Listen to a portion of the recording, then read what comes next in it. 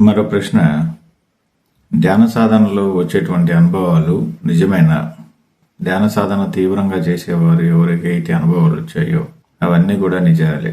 ఎందుకంటే మీలో లేనిది ఎప్పటికీ మీకు దర్శనం అవ్వదు, మీలో ఉన్నదే దర్శనం అవుతుంది. అందుకని వచ్చినటువంటి అనుభవాలు, మీరు చూసినటువంటి ప్రదేశాలు, మీరు అనుభవించినటువంటి స్థితి, ఇవన్నీ కూడా సత్యమే. అయితే అవి ఎలా తీసుకోవాలి, వచ్చేటువంటి అనుభవాల్ని మనం ఎలా తీసుకోవాలి? అయితే ఇవన్నీ మీరు తీసుకోవటానికి ఏముండదు, అక్కడ చూస్తూ ఉండటమే, సాక్షిగా గమనిస్తూ ఉండటమే. ధ్యానంలో వచ్చే అనుభవాలన్నిటి నుంచి మీరు ఏదో నేర్చుకోవాలని అనుకోకండి, చూస్తూ ఉండండి అంతే. మీరు ఈ ప్రపంచంలో నేర్చుకోవటం అంటూ ఏది ఉండదు, ఉన్నదంతా అనుభవమే. ఈ అనుభవం కోసమే ఇదంతా కూడా. అలా కాకుండా మామూలుగా సాధనలు మామూలుగా ధ్యానం చేసే వారికి ఏంటంటే, ఈ యొక్క జీవశక్తి, వెలుగుకు సంబంధించిన జీవశక్తిని మనం రిసీవ్ చేసుకొని ఉన్నాం కాబట్టి కొన్ని లోకాలకు వెళ్ళటానికి భయం వేస్తుంది, అనుమతి కూడా దొరకదనమాట.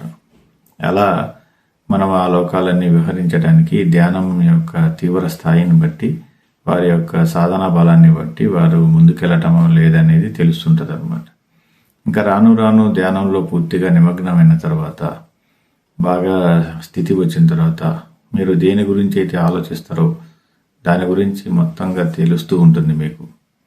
ప్రస్తుతం యోగులందరికీ భవిష్యత్తు ఎలా తెలుస్తుంది, ఆ ఖగోళ శాస్త్రాలన్నీ ఎలా తెలుస్తున్నాయి, ఎలాంటి లోకాలను వాళ్ళు సందర్శిస్తారు, ఇవన్నీ వాళ్ళకి ఎలా తెలుస్తుందంటే కారణం ఇదే.